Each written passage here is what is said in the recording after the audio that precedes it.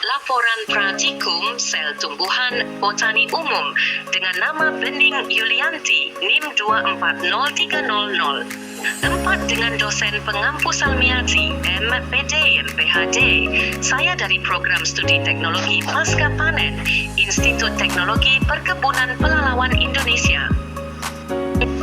Latar belakang pendahuluan, sel adalah organisme, baik yang tergolong tumbuhan ataupun hewan, disusun oleh berbagai macam sel. Setiap sel tersebut sesungguhnya merupakan unit fungsional dan struktural dari bentuk hidup. Semua fungsi kehidupan diatur dan berlangsung di dalam sel. Karena itulah, sel mampu melaksanakan aktivitas hidup secara otonom, seperti organisme yang kompleks umumnya, dengan syarat seluruh kebutuhan hidupnya terpenuhi. Karena sel merupakan struktur yang mendasari semua struktur kompleks pada tumbuhan, maka materi tentang sel ini berperanan penting pada mata kuliah botani dasar ini. Apapun yang terjadi pada sel akan mempengaruhi baik secara langsung atau tidak langsung kehidupan dari tumbuhan tersebut. Selain itu, materi tentang sel terlebih sel tumbuhan sangat menarik untuk dipelajari. Bagaimana secara struktur sederhana ini disebut sel? Bagaimana struktur dasar sel pada organisme? Apa saja zat-zat penyusunnya serta benda-benda hasil metabolisme yang bisa ditemukan di dalam sel tumbuhan tersebut. Metode praktikum, di sini ada alat dan bahan. Bahannya adalah 1 daun royo, diskalar 2 batang bayam duri, 3 tangkai, daun begonia 4 empulur, kecela pohon 5, daun durian 5 kulit buah pisang, dan di alat ada 1 mikroskop, 2 kaca preparat dan kaca penutup preparat, 3 gelas ukur, 4 pipet tetes 5, spatula 6, alat tulis 7, silet 8 tisu.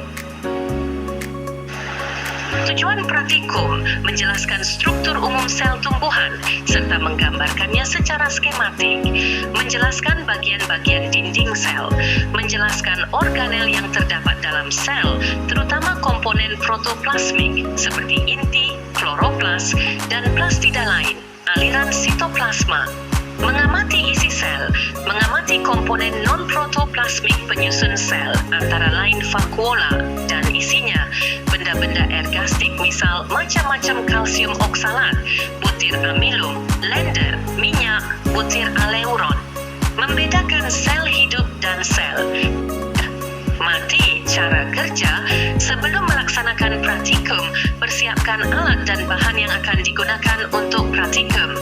Pastikan alat dan bahan dalam kondisi bersih. Ambillah batang bayam duri, potong bahan secara melintang menjadi irisan kecil setipis mungkin menggunakan silet. Kemudian, letakkan hasil irisan pada kaca preparat menggunakan spatula. Teteskan air pada hasil irisan secukupnya, kemudian tutup menggunakan kaca penutup preparat. Pastikan di antara kaca preparat dan penutup tidak ada jarak agar sampel bisa diamati secara jelas menggunakan mikroskop. Pasang label dan tuliskan nama sampel pada kaca preparat yang digunakan sesuai sampel. Kemudian, persiapkan mikroskop yang akan digunakan.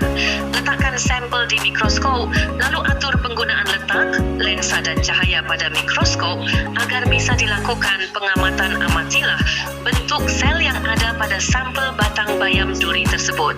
Jika sudah, buatlah gambar hasil pengamatanmu.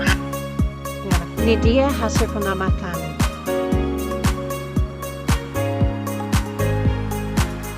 Video pelaksanaannya.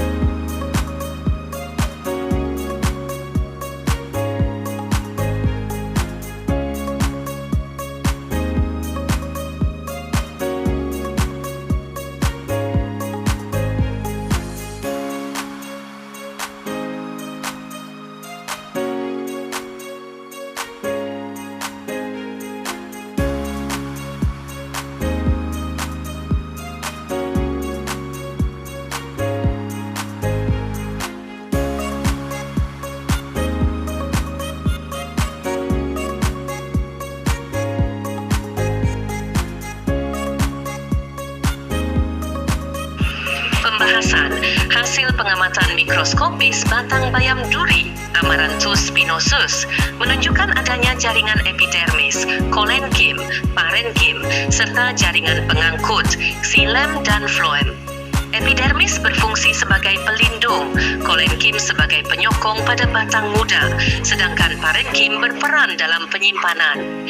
Jaringan pengangkut tersusun dalam berkas, dengan xilem mengangkut air dan mineral, dan floem mengangkut hasil fotosintesis. Sutrianingsih, 2015.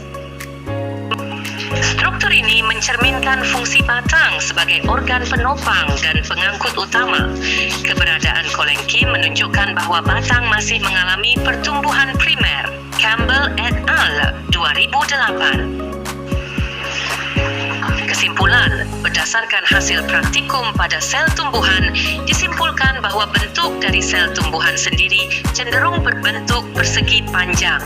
Sel tumbuhan sendiri umumnya tersusun oleh dinding sel, kloroplas, serta plastida yang tidak ditemukan pada sel hewan. Dengan dilaksanakan praktik ini, diharapkan mahasiswa mampu mengenali struktur sel seperti membran sel, kloroplas, sitoplasma, nukleus, dinding sel, sklerate, plasmodesmata, dan transport membran. Mengamati jaringan dengan mikroskop agak sulit karena beberapa sel atau jaringan bersifat tembus pandang dan kekurangan pigmen warna, sehingga sulit untuk mengamati jaringan tumbuhan. Sumber atau daftar pustaka. Sekian, terima kasih.